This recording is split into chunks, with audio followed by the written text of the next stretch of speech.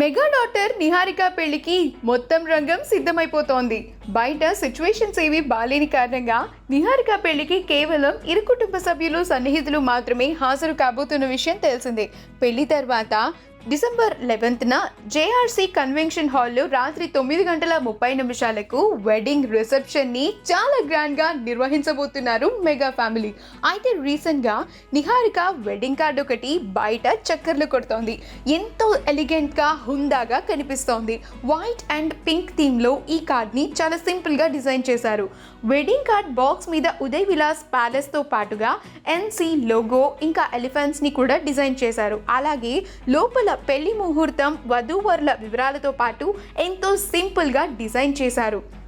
ఆ పెళ్లి కార్డ్ బాక్స్లో మ్యాంగో డిలైట్ స్వీట్తో పాటుగా మరొక స్వీట్ని కూడా ఏర్పాటు చేశారు. అలానే రిసెప్షన్ కార్డ్ వివరాలు కూడా అందులో పొందుపరిచారు.